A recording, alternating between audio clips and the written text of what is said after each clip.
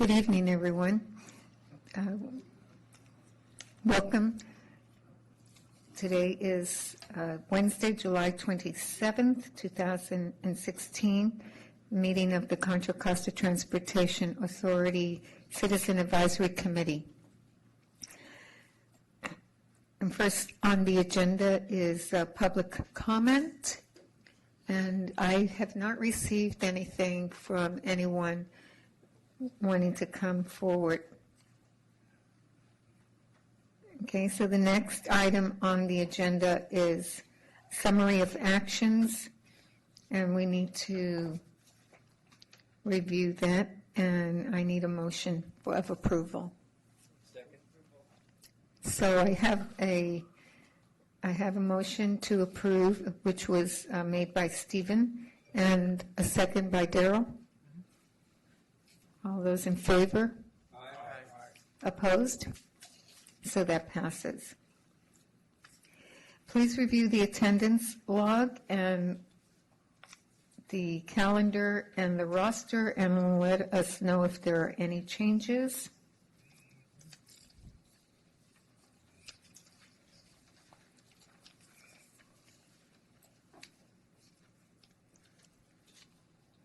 I have a change on the Citizen Advisory roster. My email will change.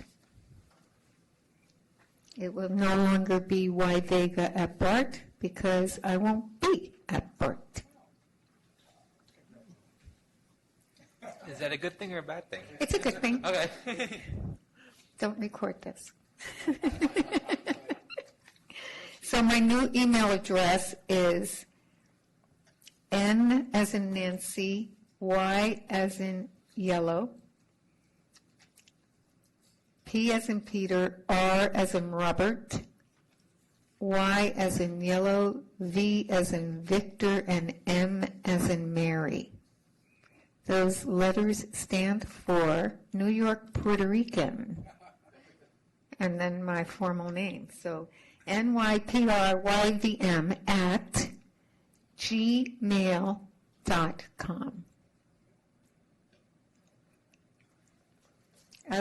Everything else remains the same.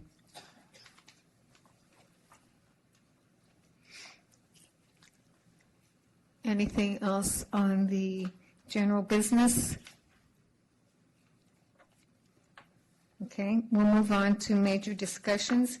And you were mailed the review of the City of Clayton's calendar year growth management program, their compliance checklist. We do have their representative here who will be presenting to the group, and I will let Mindy introduce herself. Good evening. Good evening. Thank you very much. My name is Mindy Gentry. I'm the Community Development Director for the City of Clayton. I just like to take a few highlights from our compliance checklist.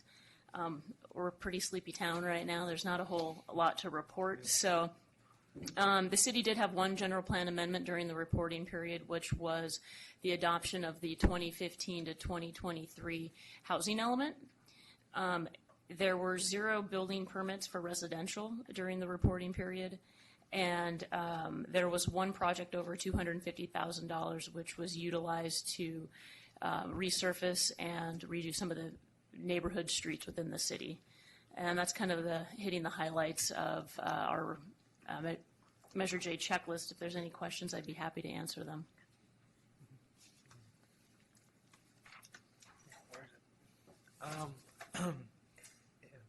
Okay.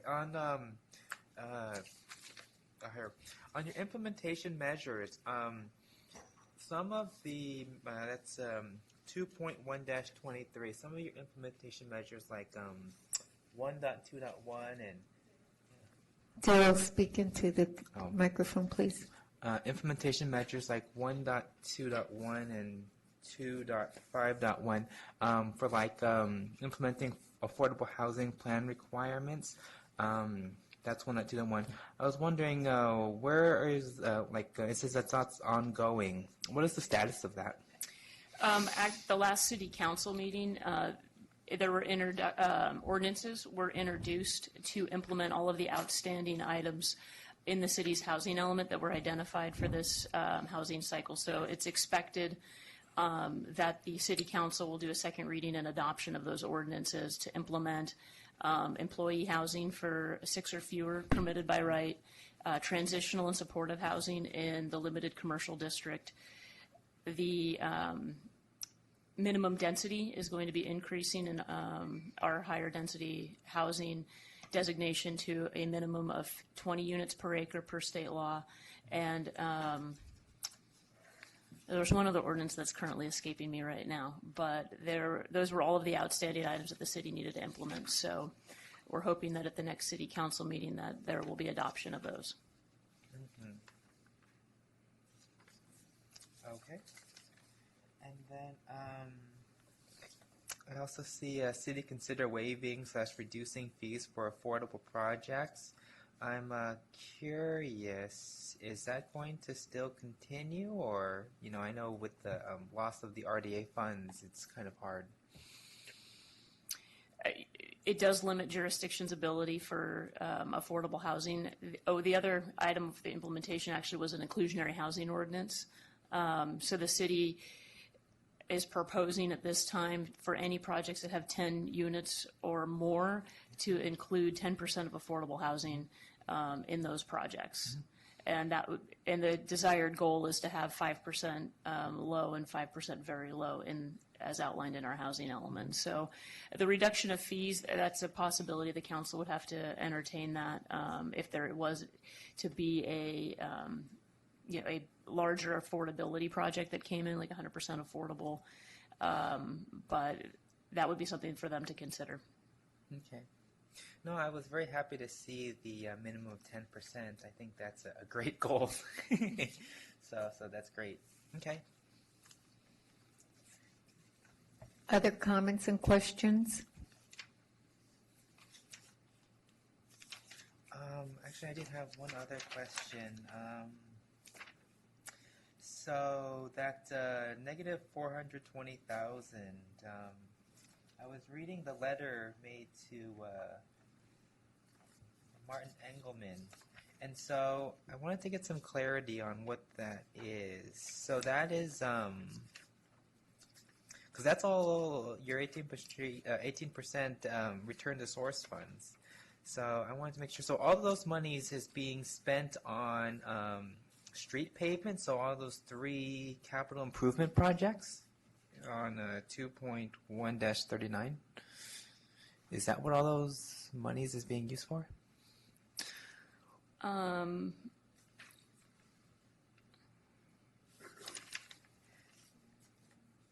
The LSM funds. Yeah, I'm looking at currently. I believe, and I'm not quite sure exactly how this works. This is more for finance than for me, but I believe the city's already drawn down some of those funds to utilize. Mm-hmm. But so that means like all of the capital improvement projects, the neighborhood street repave project and the collector street rehab project, I imagine all of that money is being used for those projects, right? Correct. Okay. So then you expect to spend $1.7 million on repaving city roads in Clayton. Okay. Mm-hmm. Okay. That's good.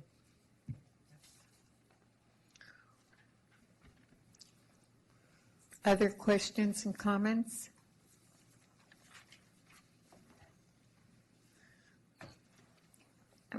Mindy, the street that leads through Clayton, which is you come down Ignacio Valley Road and then you make a right turn on Marsh Creek, is that correct? You make a right turn onto Clayton Road, which eventually turns into Marsh Creek Road. And that is not considered a route of regional significance? That is correct. The route of regional significance starts at the intersection of Ignacio and Clayton Road, which is actually in the city of Concord. And then I believe Marsh Creek Road, as it goes to Brentwood, is also a route of regional significance.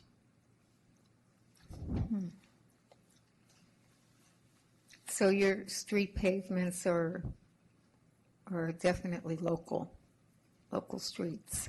Right, we have arterials, collectors, and locals.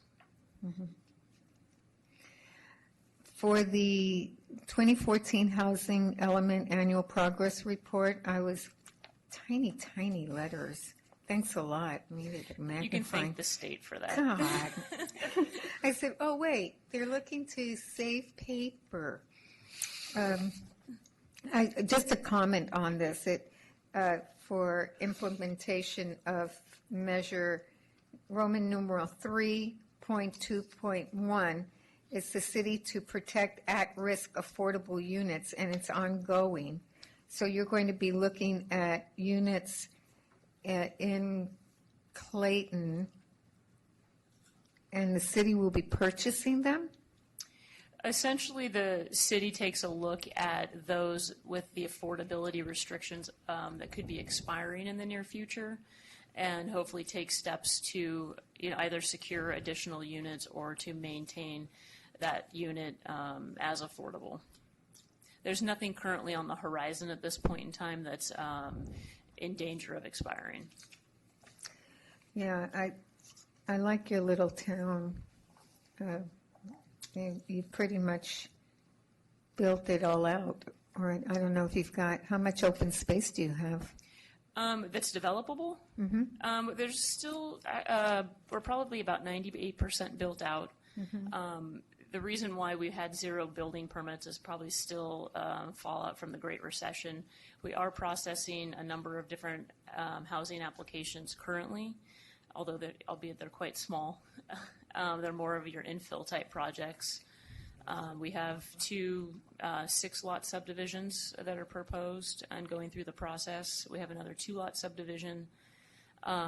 The city actually just entered into an exclusive negotiation agreement for a city-owned parcel in downtown Clayton with a developer to explore a senior care and memory care facility with some retail uses. And the city's also processing another project that has proposed 57 units on a 14-acre parcel. There's some inconsistencies with the general plan, so they're revising that, which will probably bring the unit count significantly down.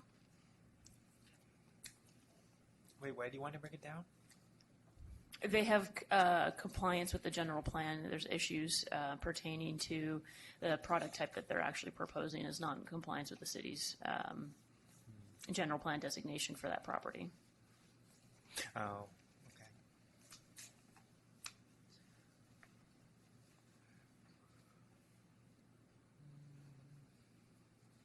Could you So pretty quiet then. give me more clarity on the attachment 12 letter, which points to a negative balance of $161,513 for street projects that were to be completed in December of 2013? I believe this is similar to the local street maintenance, Mr. Young's comment about the That's what's connected. the negative balance is shown as of July 1st because the city hasn't received those funds yet, but has it bookmarked for future projects. That's fine. Oh, okay. Thank you. Comments, questions? No?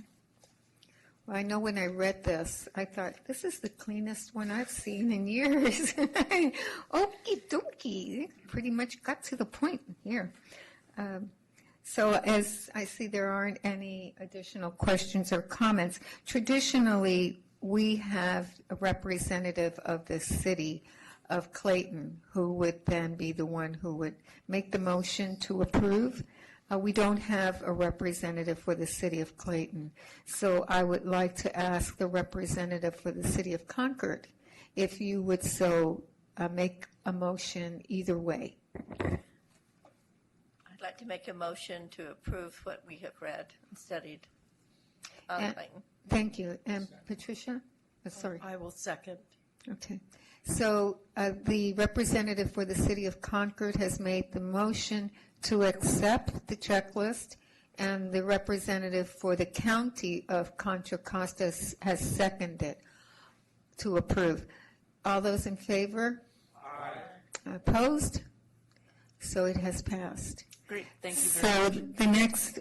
the next step is that September 7th, you'll be meeting with the authority, and I'm sure you'll be present for that too. They might have questions for you. And then I'll go on to on September 20th, it'll go to the main meeting for approval. Great, thank you very much for your time this evening. Thank you. Thanks for joining us. Thank you. Good night.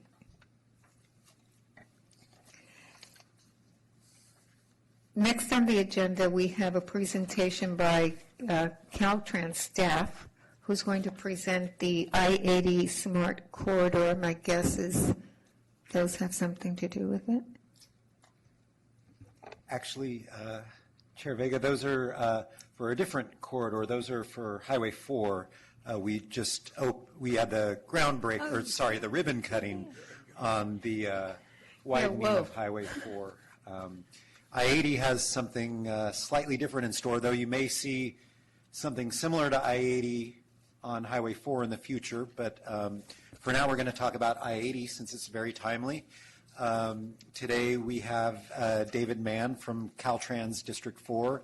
He's the project manager for the I-80 Smart Corridor. You might have known it as the ICM, the Integrated Corridor Management or Mobility prior to this, but it's being branded as the I-80 Smart Corridor. So David's going to come up and give you a presentation on the goings-on over in West Contra Costa.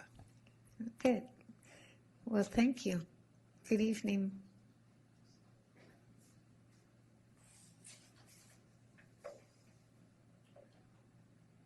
Welcome. All right, good evening, everybody. Sorry about that. Okay. All right. Well, thanks for the introduction. My name is David Mann, over Caltrans District 4 out of Oakland. I'm actually the corridor manager for I-80, which is actually the first instance of this in Caltrans here in the Bay Area.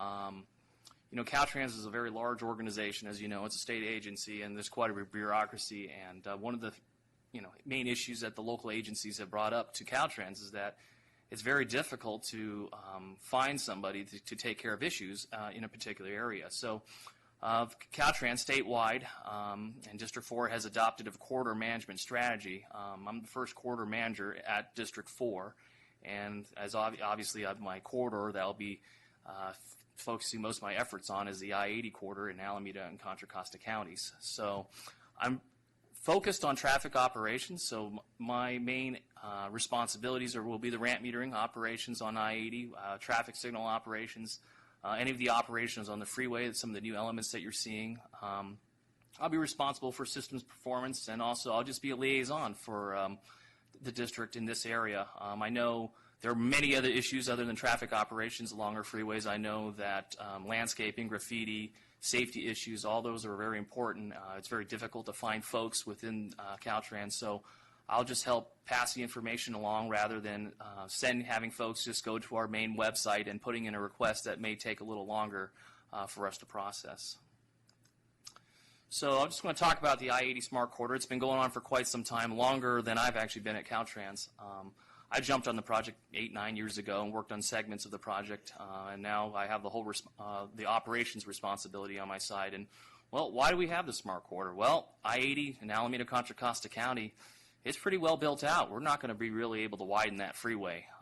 It's going to be cost prohibitive. So I think it's pretty obvious that we really want to squeeze every ounce of capacity out of those freeways to make it, to get folks from point A to point B. I-80, as you know, reason why we're doing it here, we have very high accident rates on I-80. It's probably the highest in the state. So that's one of the main focuses of this project, is to help reduce primary and secondary accidents. Secondary accidents are very concerned on I-80, and that has caused significant increases in delay in the last few years. I-80 right now, hopefully that you don't have to stay stuck in that commute, but right now we're looking at over 30 minutes of delay in the commute directions. It's fairly significant. It's MTC labeled this the #1 most congested commute, the westbound direction for 2015. So Caltrans and the partners CCTA and ACTC have been really focused on this corridor and to make this run as most efficiently as possible. Well, just as a briefing, I don't know how much has been heard in the media, but really I-80, as I said, it's not an infrastructure project. It is not a capacity expansion project. It's a systems performance project. So we're going to take what we call the Intelligent Transportation Systems, ITS, and implement those within this corridor. I would have to say it's one of the most sophisticated in California. There's probably none like it within California. There's very few around the nation. So we're pretty fortunate we've had the opportunity to try these new strategies. And one thing, the key element here, and this is something that I know I've started some involvement here on Highway 4 as that's beginning, is that we're really looking at integrating the freeway and the local street operations to have a unified transportation management strategy. That's something that's very important, and that's actually something that on a statewide basis Caltrans is working on. So there are pilot projects of similar nature in LA, in San Diego, and the state is actually looking to pour more state money in these types of projects. So our main goals, really, well, we want to coordinate our traffic operations among the agencies. We want to provide more traveler information to the public, and then, from an operational standpoint, we want to make, travel times more predictable and reliable. Now, one thing I want to focus on specifically is that, the demand on I-80 right now, it's so significant during the peak periods. The drivers leaving at the very peak may not see huge benefits. I mean, and this project is not the silver bullet to solve congestion, but definitely we expect to see a lot of significant improvements during the shoulder periods of the commute throughout the day. So we expect to, and also with some of the strategies that we're implementing, we feel that the motorists will be able to leave at particular times and get to their destinations in a more reliable fashion. Also, as I mentioned before, we have safety aspects. So we're really looking to improve access to the first responders and also reduce secondary and related congestions. So what are we doing specifically? Well, we're implementing what we call the ITS system that we're implementing is called Active Traffic Management. And all that's going to be controlled and monitored from the Caltrans Transportation Management Center in Oakland, California. Also, the cities along on this corridor up and down I-80 also will have the ability to monitor what's going on the freeway and also monitor their local streets as well. Active traffic management will also, have an incident management component as well. And then one major element that we've added is the adaptive ramp metering. And I'll talk about a little bit more detail of all these elements in the next few slides. So what's, in a nutshell, what's active traffic management here? How we're defining it? We have sensors in the road. We have cameras in the field. We have CHP. We take all that information, and we're feeding it into our expert system here at Oakland. We have operators that are monitoring the system, and then we're going to take action onto our various elements that are installed on the local streets. Elements such as signs it's a big component. We have traffic signals. We're going to improve the operation of the traffic signals, and all that's going to happen through the center in Oakland. So I just want to talk, and this is a major piece of the project, is the incident management portion of it. What's going to happen? I don't know for some of the folks here that take I-80, but these signs have been out there for the last couple of years. They've been installed and constructed. Caltrans has been testing them. So what's going to happen? Well, eventually they will turn on during the incidents. Right now, just for a risk management perspective, we will only use these signs to manage incident conditions right now. So these electronic signs that are located over the freeway, what we call gantries, will activate, and I'll talk about it more specifically in the next couple slides. Also, along the side of the road there, you can see on the slide here, I want to up in the middle, those are variable advisory speed signs. Those are actually on the side of the road, and those will also be activated during incident to advise of the appropriate speed that motorists should travel for efficient operation. So here's a big slide. It's a little bit hard to see here. I don't know. I guess it's behind. Is there a slide? Oh, they have it in front of them. Oh, okay, even better then. On the left there is a depiction of various gantries. Now there are 11 of these installed in the westbound direction of I-80. Okay, and as I said, they will turn on during an incident. So here's an example of what's going to happen during an incident on I-80 westbound direction. The incident, I'm just going to say hypothetically here in this example, is going to happen somewhere in between Albany, Berkeley. So at the very upstream gantry, okay, 2 to 3 miles upstream of the accident incident scene, we're going to turn these signs on. This is to let the motorist know something's going to come, something's coming up, something's happening.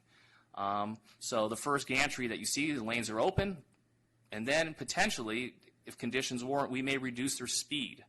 Okay, this is to help slow them down as they approach the incident scene to facilitate merging and also reduce the potential of rear-end collisions. As they get closer to the accident scene, the next gantry, you have the merge, and that's when we start displaying the yellow X over the lane that's potentially blocked on the freeway. As they get to the accident scene, we're going to display a red X to let the folks know that, hey, this lane is now blocked, and it's a good idea to vacate it. We feel that we can get, by doing this, we can get emergency responders faster to the scene, and also we can get better throughput through the system. Now, on the side here, these are the variable advisory speed signs that I talked about, and these are also going to advise motorists of the preferred speed or the advised speed that we want the motorists to drive through the corridor. Just to point out, these are not enforceable by CHP. These are advised speeds that we feel that if we slow the traffic down, we can get more cars through, number one, and also reduce the likelihood of rear-end accidents. As cars get past the incident scene, the lanes will open, and then we'll also display green arrows to let them know that it's open. In addition, there's a big component of this, like I talked about, integrating the local street operation. I think there are going to be some folks that follow their phone apps. They may know the area very well, and they decide to get off the freeway. And I just want to point out, I know one big concern of this project is that we're actively going to divert motorists off the freeway onto the local streets in West Contra Costa County. That's not the case with this project. This project really is not meant for that, and Caltrans, as a policy, is not going to actively divert any motorists off the freeway unless CHP, as the incident commander, decides to shut the freeway down. So on what's going to happen on the local streets, well, the project has connected all the traffic signals along the corridor, from the cities to Caltrans signals to the TMC so we can manage them. So potentially, if motorists do naturally divert off the freeway, we can modify the traffic signal operation to let them get off easier, but more importantly, help them get back to the freeway as most efficiently as possible. And the lower right to your screen there, you'll see what we call the Trailblazer sign. This is the first instance here in the East Bay. Actually, San Mateo County has a number of them as well. And other areas in California are starting to use these. And the main point of these Trailblazer signs is to let folks know the fastest way to get back to the freeway. We don't want folks intruding on the local streets. So we want to let folks know, hey, this is a good point to get back to the freeway. And accordingly, we're obviously going to adjust the traffic signals to facilitate that movement back to the freeway. And I just talked about the traffic signals and then also the Trailblazer sign. You can see that's what the sign's going to look like when there's an incident. It's going to have an arrow and with the word detour on it come on, and then above a Route 80 shield. Okay, and once again, these will only come on during incidents on I-80. And the thing is, it's the severity. We're not going to turn the system on every time there's a small accident. We're looking at moderate to major accidents where we expect significant diversion.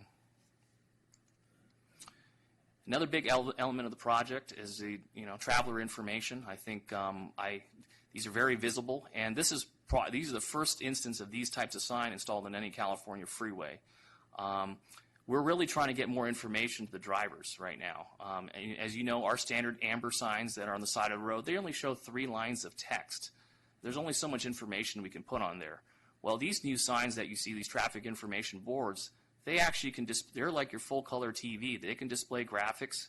And so we're working with the Federal Highway Administration right now to see what's the best use for these signs and what types of information that we can safely put on there to help motorists know what's coming up to them. So, they're more informed. They can expect congestion. They can expect accidents ahead.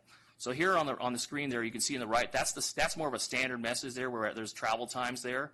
But if you see the photo on the bottom right, that's actually a photograph of one of our tests. As you can see, we can put a lot more information on there in terms of destinations. And one item that we are heavily focusing on is comparing travel times with BART or a bus, potentially. So you can see that there's the BART logo there, and then there's the travel time for BART at a particular station.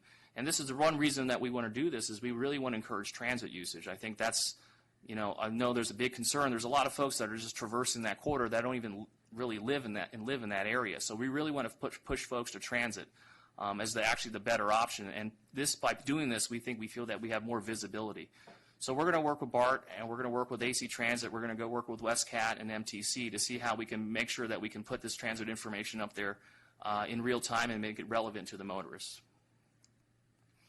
And also, as I mentioned, we're just going to put ramp metering. Ramp metering is common here in Contra Costa County. I think the only thing that's unique to this quarter is that we're going to try the adaptive, what we call adaptive ramp metering. This adaptive ramp metering actually is going to look at the conditions throughout the freeway and make adjustments to the ramp meters. So the benefits potentially will be able to adjust to fluctuations in normal traffic patterns. If this implementation is successful, I think this will be implemented throughout all the other quarters in the Bay Area, and potentially Highway 4 here is another candidate for that. So this is something that an expert system will collect all the information from all our detection systems, our loops, or sensors in the field, and make a decision based on the conditions at the time. Right now, Caltrans is not able to do that. We can only make decisions very locally at the specific spot. So we expect that there will be some added benefit to this system. Yes. Can I ask a question here? Yeah. I'm just curious. This looks really interesting, but how are they done today? I mean, most ramps have metering, and how is this different? Okay, sure. So right now, what most ramps here in the Bay Area, all other 500 other ramps in the Bay Area, they have what we call local responsive metering. So those meters we collect data ahead of time as we before we implement the meters, and we look at the expected demands at the ramps and along the freeway. Okay, and then we activate the meter based on the condition right at the ramp. So the system can only adjust its rates based on what the information they have right adjacent to that particular ramp. Okay, so right now, unfortunately, that ramp doesn't know what the ramp downstream is doing or upstream is doing, and that's something so if there was an accident, the metering rates won't change because it has no idea what's going on downstream. So that's actually what's running pretty much throughout California and also throughout the nation, to tell you the truth. I got a question for you. Yes. This involves emergency services. Down the road, would you be able to integrate emergency service responses with controlling the on and off ramp lighting to reduce the amount of traffic getting on to the freeway in the event of a police chase or emergency vehicles trying to get to an accident? Currently, we don't have a practice to restrict flow to the freeway. If they are going to close the CHP, would generally just close the ramp. However, with the adaptive ramp metering system, it requires communications to all our elements or assets out in the field. So that is a potential capability that's available to us right now. So if we wanted to turn a ramp and just hold it red and keep traffic back, that's certainly an option. But unfortunately, it has to be done manually right now. Okay. So just as a quick note, it's been in the media, and we posted it out throughout the last couple of weeks, is that we've actually started metering I-80 as of Tuesday at 5 a.m., and we're focusing on the AM direction right now. And so far the results are good. We actually have some improvements, about 3 to 5 minutes travel time savings during the peak commute periods. So that's as expected. I think we'll get a little bit more as we refine it in the future. But that's certainly good news. And actually, that has not included this adaptive system. We're actually going to meter it traditionally first, just to get the kinks out of the system and make sure the meters work properly. I got another question. How does that Sure. equate to money, I guess, not spent? I don't want to say saved, as opposed to how much the project cost. Is this going to be a significant reduction in expense somewhere? Okay, we haven't done the calculations for how much this project potentially could save with the actual savings that we get in reduction in congestion. Right now, based on the latest figures, we're I think about $60 million annual cost of delay on that quarter. So this project is $79 million. So we're looking at potential improvement in, let's say, travel time savings of about, let's say, 5 to 20%, depending on time of day. So you can, if you do the math extrapolated, this project could pay itself off within a few years. But realistically, this project, and this is something that Caltrans, I'm in the traffic operations side, but on the planning side, I think there has to be more done in terms of travel demand management in terms of pushing transit, as you know, because this, unfortunately, if more folks come on the corridor, this system can only do so much. There's only so much pavement on the ground. So I just want to talk quickly just to give everybody an update what's going on moving forward. I think the big splash was we turned on those very large traffic information display boards on July 13th, and we invited the media to come out and take some photos and observe them. We're pushing everybody to 511 website. The funny story is that the Federal Highway Administration doesn't allow us to put websites on any sign, even as short as they are, so we have to just say 511. So there's a link on the 511 webpage to go to the 80 Smart Corridor website, but that's what we have there.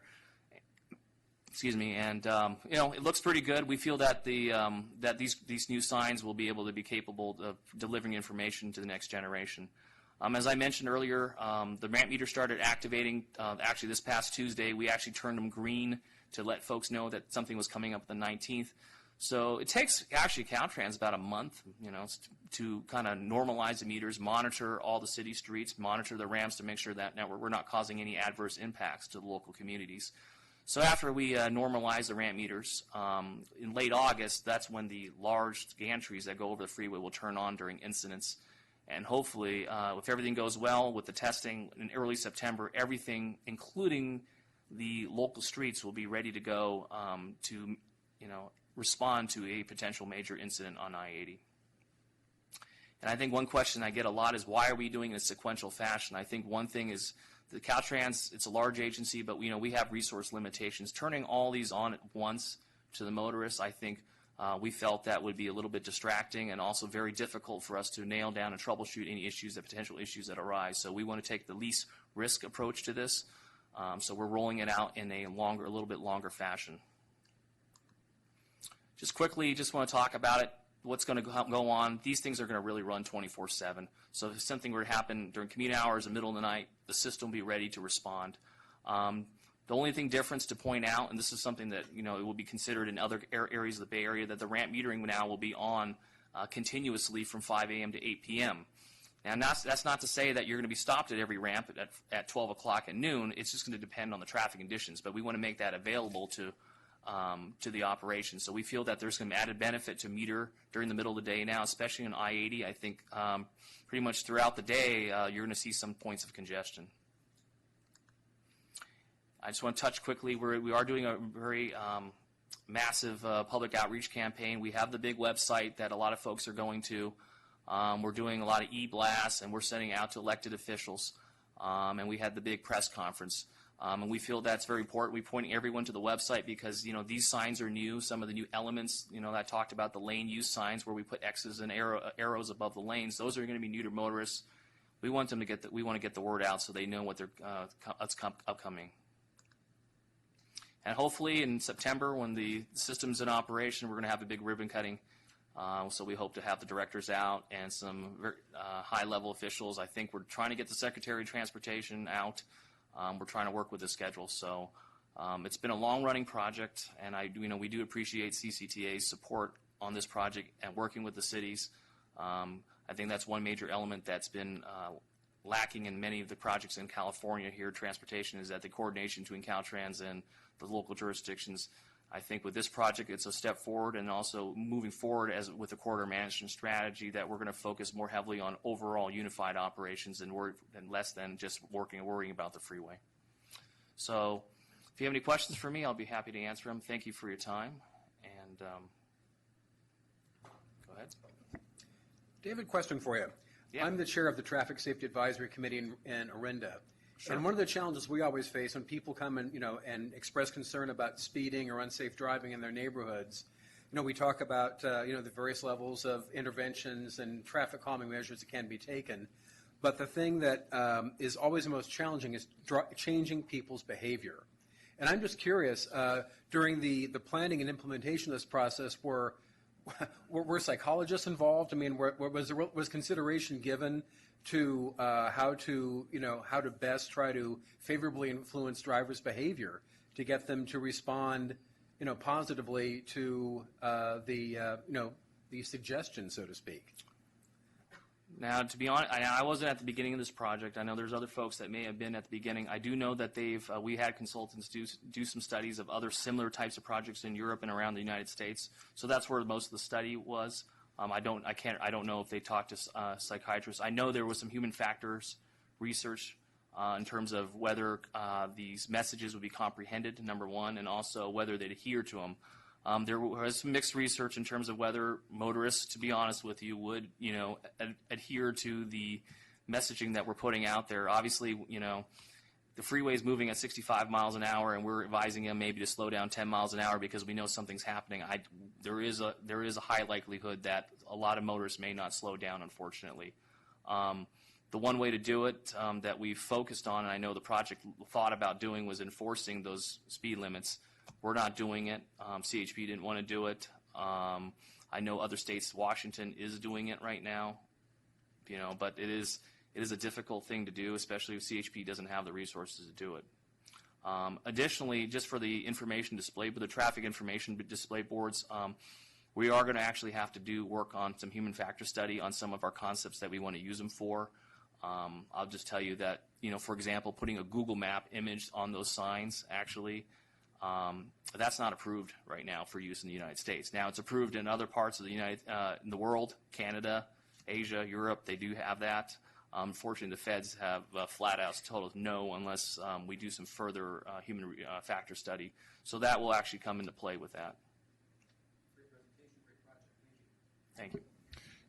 David, I know this isn't your project, but I'm curious. We've been following the 680 HOV and a lot of the smart technology that will be coming. The infrastructure is being built into that. What's Caltrans doing in that regard and other projects? For example, this one, will it be able to accommodate autonomous vehicles or connected vehicles in the future? So not direct. This project doesn't have any connected vehicle, official connected vehicle partnerships at this point.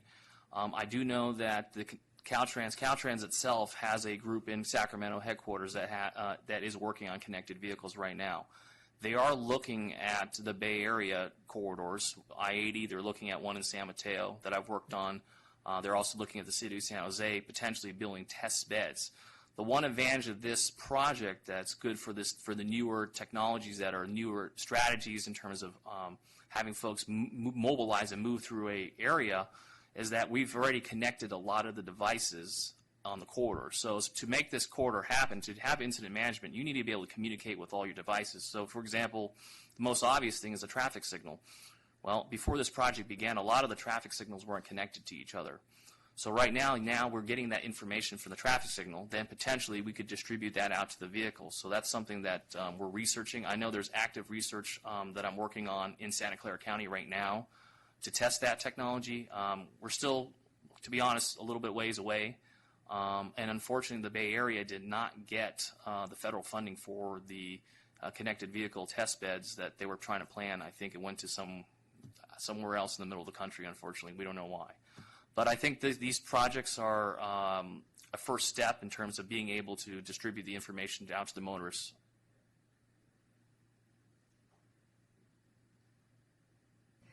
David, I have a few questions and comments. You were talking about the active traffic management, Yes. which is a closed circuit television. Is that correct? Yeah. And is that connected with the police department or the highway patrol? No. Our traffic cameras, our policy is to use them for traffic management, and we do not record them. So when you speak about an incident, the incident would be more a collision, Yes, yes. not unfortunately what we're hearing on television, the shootings. And so that might be an opportunity for the police, but they don't have that resource. Yes, we do. We are moving forward in that direction, being able to share our resources. We understand. I do understand that there's, activity on Highway 4 now to share some resources. I do know Caltrans has been a willing partner in letting the cities potentially, borrow poles and borrow some infrastructure to help their installations. But right now, the cameras that you see on I-80 and any camera that you see within our freeway facility, is not being actively monitored by police or not being recorded. And you spoke about the traffic information boards. Highway 24 has them, the three-liners. They've had them for a while. And I was looking at what the proposal is to actually put more signage on them. Would people be concerned about, I'm paying attention to that and I'm not paying attention to the road? All right, well, that's a great question. Now, the ones that you see on Highway 24, on 680, and Highway 4, those are what we call, actually, we're going to call them the older changeable message signs. They're the older technology. They're only able to display the 3 lines. Actually, what you see on I-80 there, and there's a picture of it here, you can actually see they're actually much larger vertically, actually, so they can actually display up to 7 to 8 lines. Okay, and you're right, you did bring up a concern about, distracted driving. Now, the Federal Highway Administration has rules on how much information that we can put out on those signs. So that's why we have to coordinate with them in terms of what we're going to display up there. Right now, tentatively, they've said that 6 lines of display is permissible at this point. But unfortunately, other types of display, which I didn't bring a photo of because it's not approved, more Google Maps are not. Now, the one argument that our district and Caltrans is using is that using the phone is more distracted driving. We feel that putting that information in a simple fashion on the signs is actually better than having them look at their cell phones. So that's actually what we're trying to do is replicate some of the information that they're getting on their phones or potentially on their car in-dash navigation systems. We want to display that information out there for them so they can know what's upcoming and they don't have to look at their phones. Okay, so that what the Google map will display is that up front, 5 miles down the road, there's a collision. And the reason it's 55 miles an hour now, and we want you to slow down, is because to make sure that there isn't a further fender bender, if you will. Yes, that's correct. We want to do that. We want to do it graphically. Like I said, we're still working with the Federal Highway Administration to find out the safest way to do that. I know that, I don't know, I didn't bring an example of it, but we've tested it out. It's essentially a single line that runs through the middle of that sign there, and it just goes from red to yellow to green, and then kind of give you distance, maybe Berkeley, for example. So that's what we're trying to do, so let folks know when to expect that slow traffic. But, of course, these signs can be used for text. That actually may be more effective sometimes. Just say, hey, there's right lane block 2 miles ahead is actually just as effective. So this project has added additional signage to the freeway. It's in a much more dense fashion. I think what you see in eastern Contra Costa County, there's not many signs. But in this corridor, the density of signs is much more prevalent here throughout the corridor. One of the things that you have mentioned was that there's a push to get us off the road and onto public transit.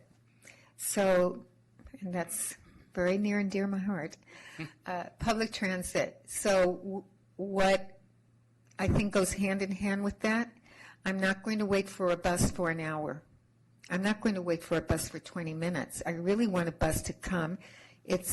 I have to be at work at 8. I want that bus there at 6:30 in the morning. Is there a push there to make sure that we have buses that understand what our commuter needs are, or rather than having these buses go by with no one on them? Well, that's a question that's more geared to MTC and the transit agencies. What we're trying to coordinate the transit agency. We do have a transit planning division. So part of this project, we are trying to make it easier for buses to get and stay on schedule, so it's easier to get on the freeway. We're trying to clear up the HOV lane so they can take advantage of that. So that's the part that we're playing. And we're also trying to display encourage transit. But in terms of providing additional funding to transit agencies to increase the frequency and improve service, that's something that I'm not so familiar with, and that's something that you would have to ask the other agencies involved. What I'm looking to hear is that there is a dialogue that's taking place between Caltrans and MTC, that there isn't any funding there. However, this is the feedback we're getting, and this is what's reality and relevant to what, if in fact the vision is to get me out of my car, the reality is that you're going to have a bus there when I need it. Yes. Okay. The last thing I wanted to mention is you had stated that you had invited the press to come and look at it, and I did see this on television. So I thought, oh, great, we're going to a meeting, I'll be able to see what you have to say. And I thought one of the ways to keep this not only in social media, but perhaps the traffic report could show how this is working.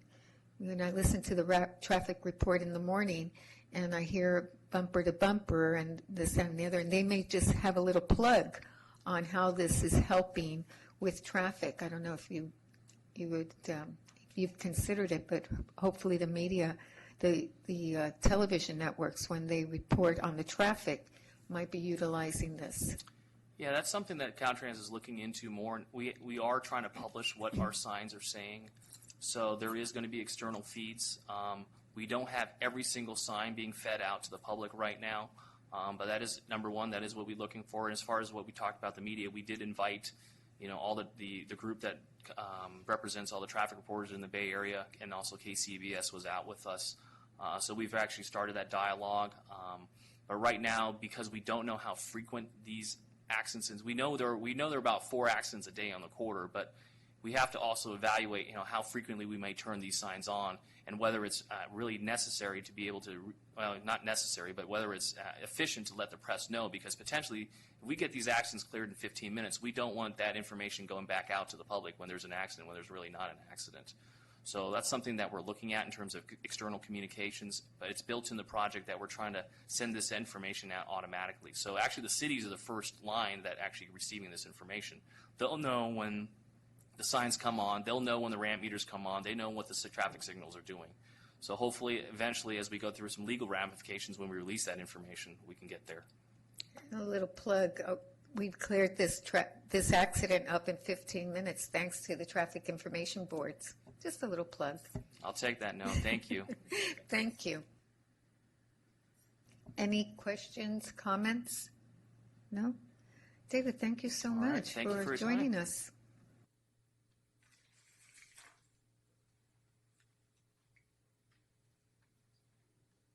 Next on the agenda is the traffic expenditure plan update, and we will have staff give us an update and what the decisions of the authority board. Thank you, Chair. Let me just, can you get the website up?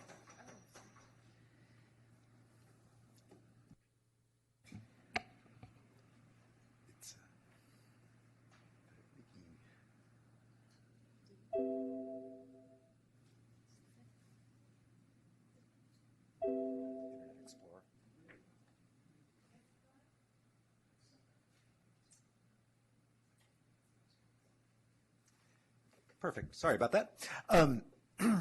Good evening.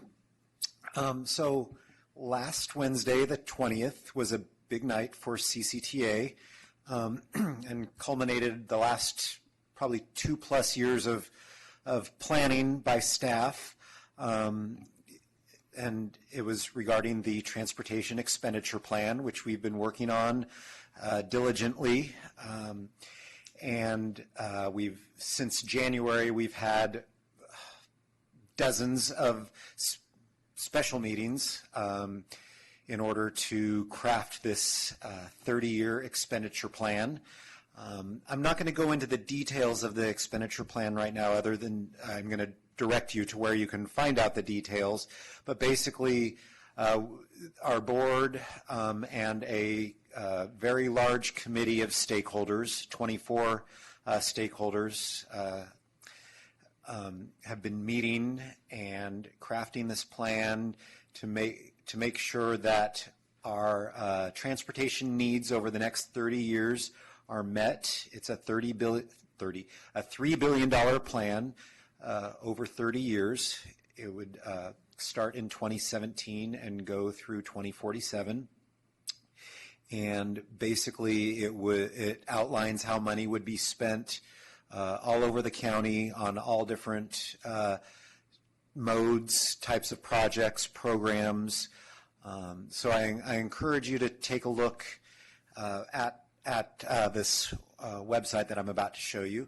But so basically what happened on Wednesday night was that the authority board did approve the expenditure plan and several other items that go along with the expenditure plan. But basically it paved the way for a ballot measure in November of this year that would allow residents of Contra Costa to approve a half-cent sales tax to fund these improvements.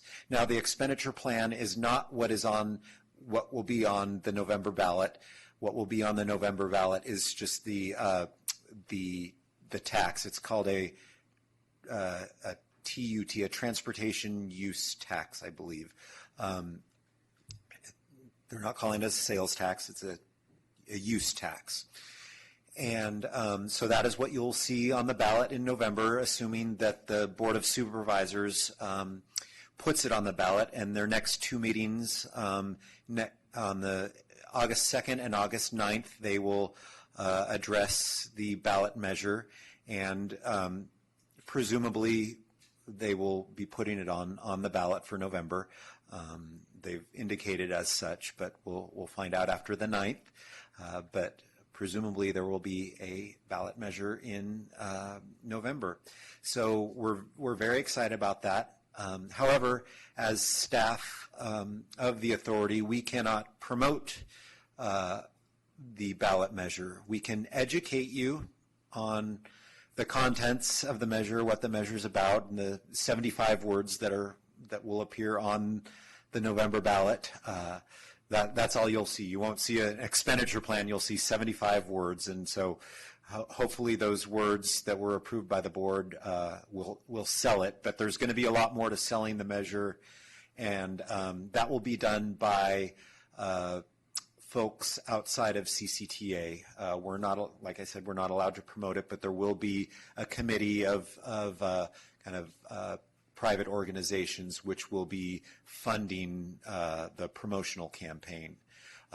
However, if any of you belong to local organizations, Rotary clubs or what have you, we can come out and educate your organization on the ballot measure, or the committee that's going to be created to promote it can also do the same thing, and they will do more promotion than educating.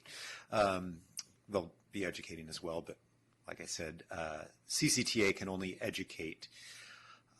We have to remain neutral, but we're prepared to do that, and we're excited about the citizens having the opportunity to vote yes or no on this use tax in November. So I'm just going to show you real quick, and I just wanted to point out that Member Smith, in his meeting summary that's in front of you and the handouts, he went into a little bit more detail on the items that were addressed at last Wednesday's meeting.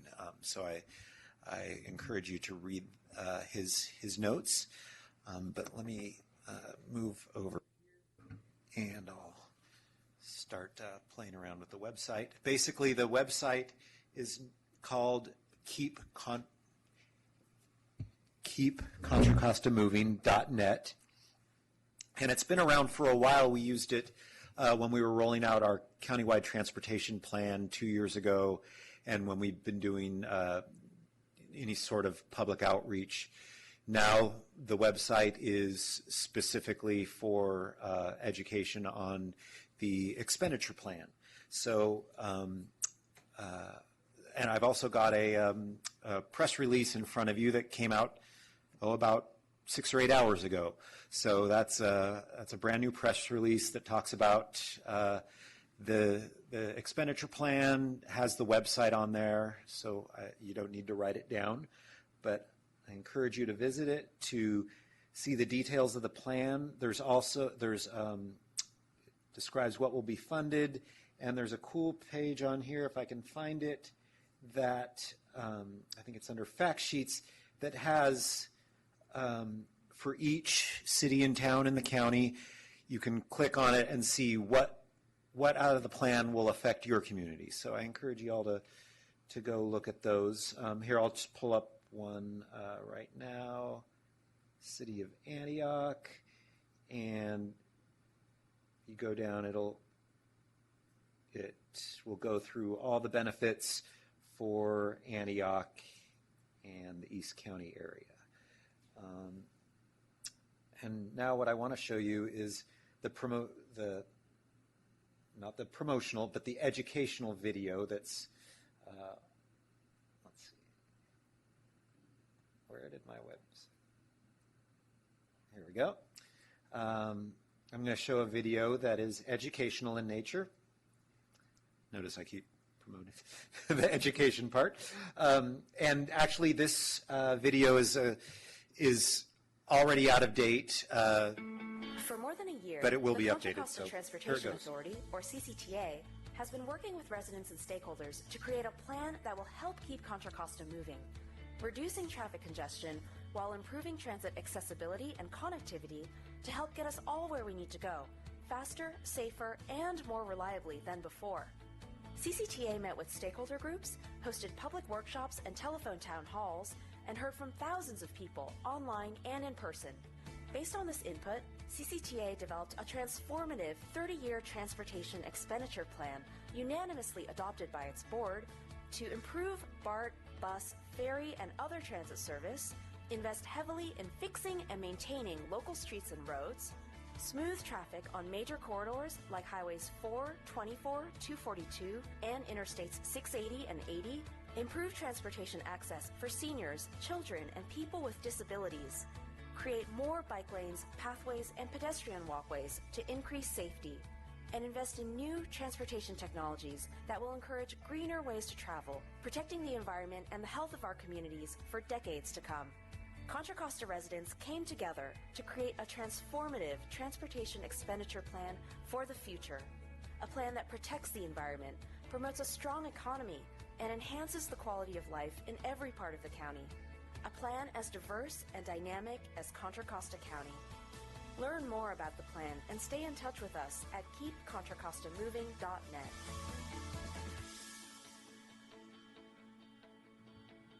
So pretty cool video there, and like I mentioned, it will be updated to reflect things that have happened in the last week or so.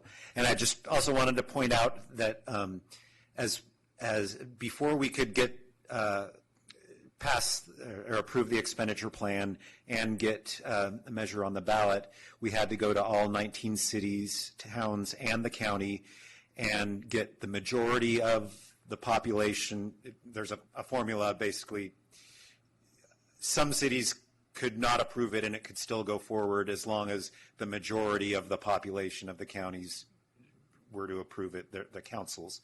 So we went to all 19 councils and the Board of Supervisors, and we had not a single no vote across the county. It was unanimous across all 19 cities and towns and the county. So that's pretty remarkable. It just kind of shows that there is, support for amongst the elected officials.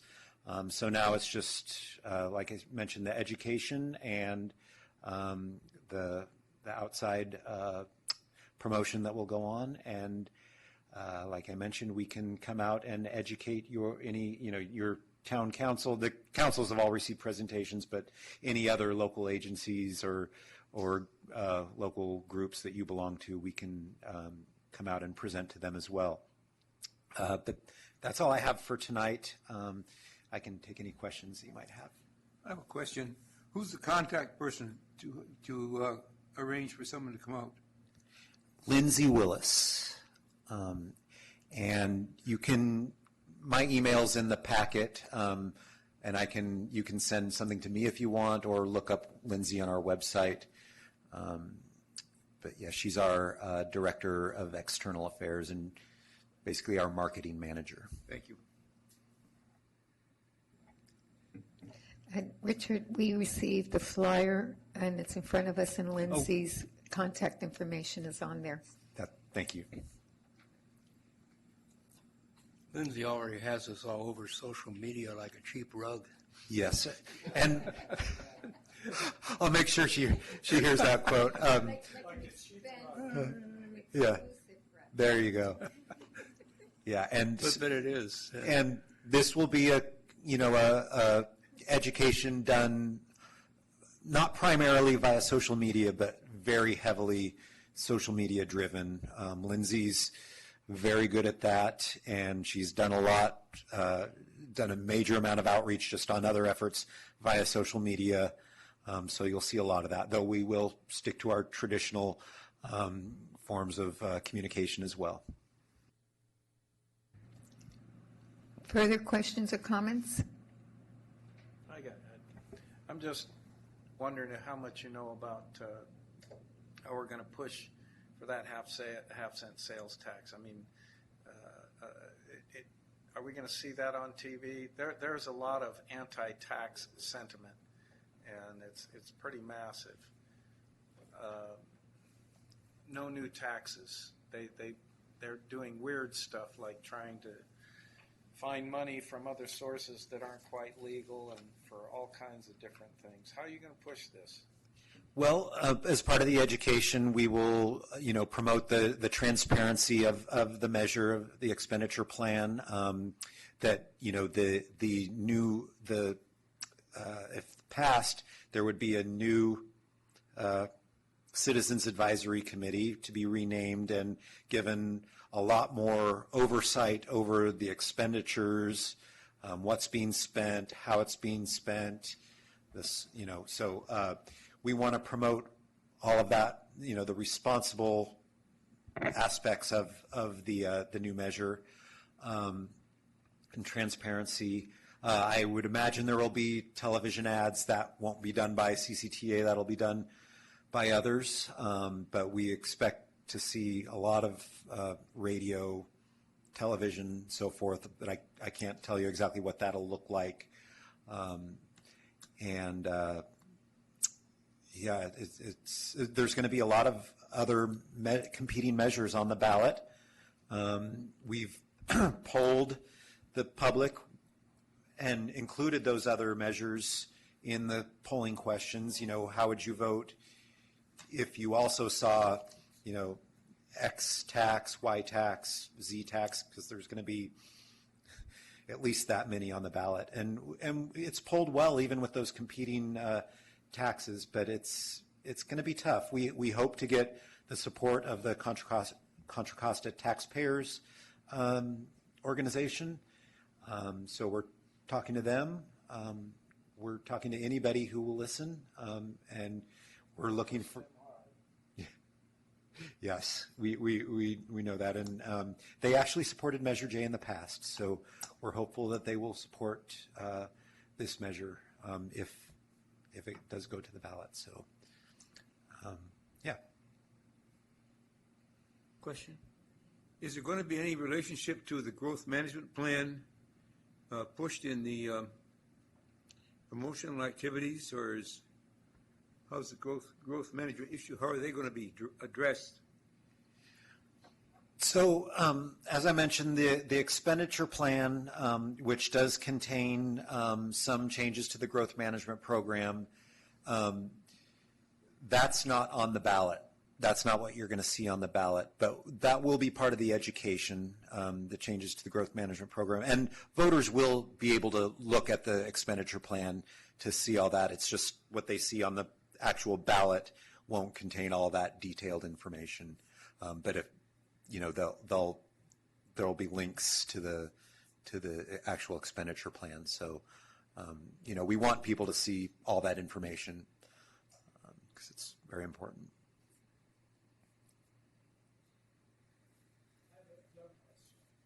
No dumb questions here. So it's a half-cent tax. I forgot the term you used. TUSU something. Yeah. Use. It's in Mr. Smith's notes. So are we going to see an additional half-cent, or is there one that's it's going to replace? Was it Measure? Yeah. So It's a new one. current Measure J will continue as is through 2034, but starting next year, if passed, the new measure would be a new half-cent. So for the next 17 years, there would be two half-cent sales taxes, though very different sales taxes. As you might know, a lot of the big projects under Measure J are already constructed. The fourth bore of the Caldecott, Highway 4, EBART. So a lot of, and we bonded out to build those projects sooner rather than later. So a lot of Measure J is already spoken for. The programs will continue to be funded under the current Measure J through 2034. But in terms of coming up with new money to, fix things that are emerging today, tomorrow, that's what the new measure will address, and as well as funding local streets and roads. That's a big part of the new measure. Is a higher percentage of the new sales tax would go back to the cities for maintenance of their local streets and roads, or fixing potholes, as we like to call it. I'm just curious, for this use tax, is there money targeted for BART in this? And I'm specifically thinking of phase 2 for eBART. There is a line item for I don't know. I'm not recalling what the line item is called, but there is money set aside for the East County Transit Corridor. It might be called the East County Transit Corridor, which would seek to fund an extension of eBART out to Brentwood. Other questions and comments? Stephen? I would characterize probably the eBART money in East County as more seed money, but it is a start. Exactly. It would lay the groundwork for finding matching funds from the feds, from the state, and so forth. It's not enough to fund the entire extension, but it would certainly get us started. And I believe also there's some funding for at least beginning the work on upgrading 680 and 4 to more intelligent freeways. Exactly, and 24 as well. Yeah, and 24. I knew I was forgetting one. Other questions and comments? No? Thank you so much. It was very informative and educational. We appreciate it. Next item on our agenda is comments.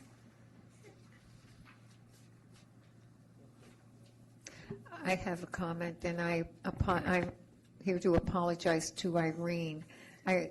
Irene Ortega is here to give us administrative support while Diane is on leave. And welcome, Irene, and thank you so much for stepping in and assisting us. We very much appreciate it. And I apologize for not introducing you in the beginning. I have a comment.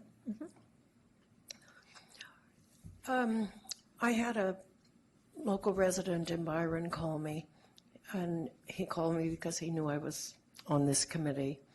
And the last 2 MAC meetings have been canceled in Byron. So I don't know if this is the right format or place for it, but he has real big concerns about Camino Diablo Road.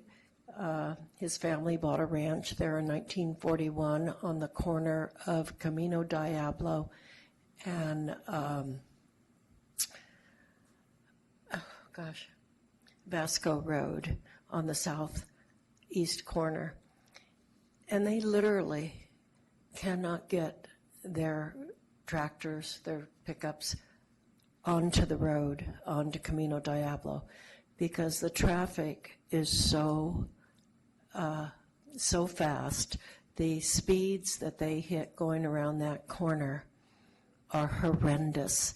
When they added the turn lane coming from Livermore, the right-hand turn lane, onto Camino Diablo, they literally made it a speedway for these people turning there.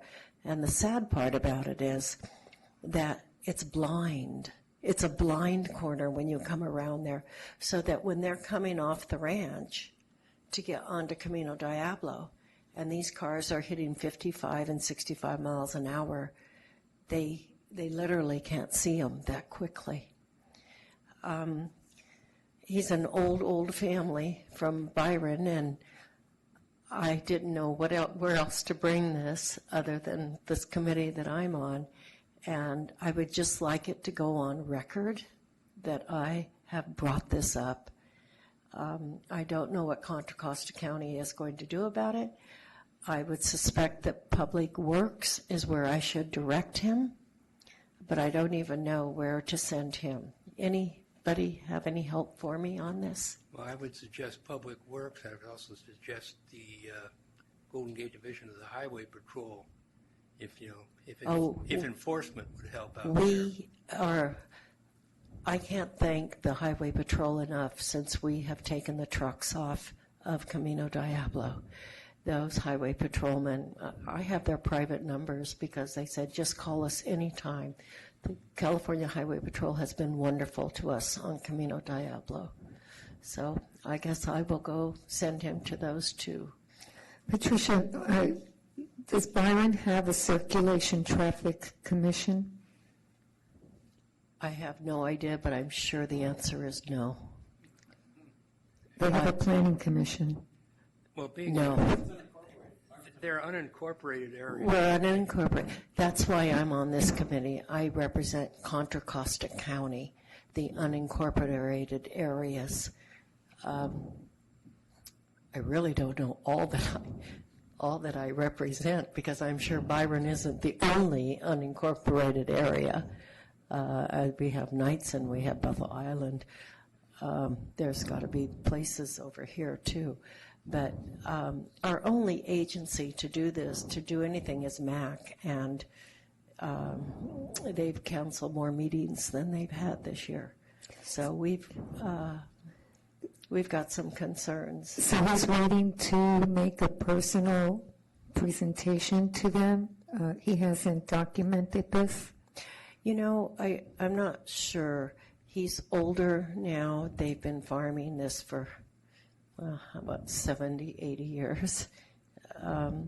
So I'm not really sure. I just promised him I would bring it here and that I would make sure that it went on record.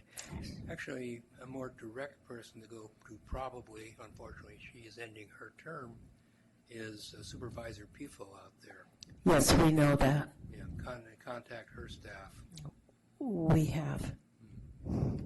And I can provide you with some contacts in the Public Great. Works Department. That would be wonderful. Yeah, and, Great. Thank you. Sure. Thank you all. Okay. So Irene, please have the minutes reflect this conversation. Thank you. Other comments? Yeah, committee report. Okay. In correspondence, committee reports. Stephen, you have a committee Yeah. report. I have, you have a handout for the 1 regular and 2 TEP meetings that have occurred since we last met. I won't go over it in detail.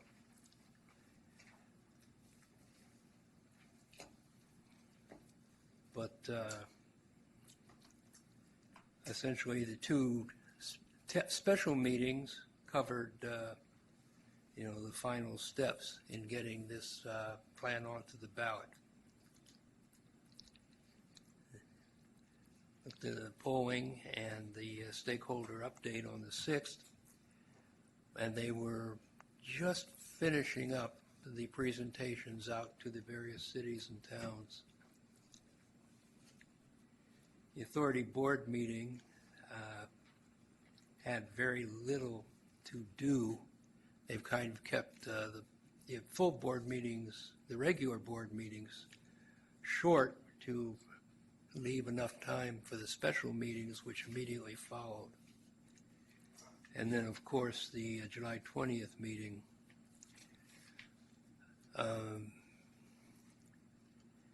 There was a last-minute hitch in the get-along, a big one. Apparently, there were some real crossed wires and communication-wise with BART, and things kind of escalated at the last minute. So they were able to work their way through it and do some last-minute modifications to the language that could still get included in the transportation expenditure plan. And so we've gone ahead and it was approved. The necessary ordinances were passed to put it into effect, to refer it to the voters in the ballot. And then the very last thing was a presentation by Lindsay on the planned public education and information plan.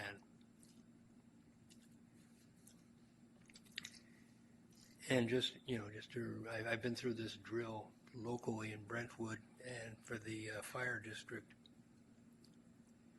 The authority is strictly limited to an education function. It may not have a breadth of advocacy. So any advocacy that gets done will be done by a completely separate organization. And,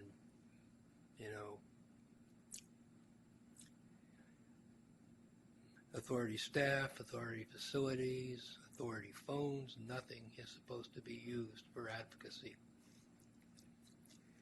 And I'm quite confident that that will be adhered to very strictly.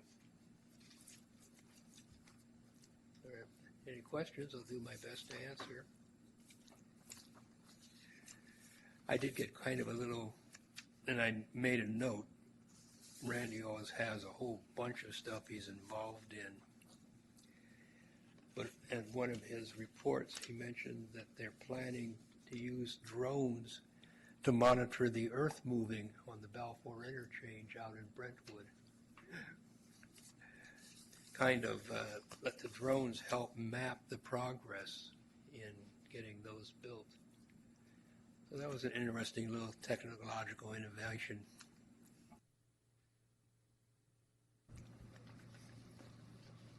Other comments?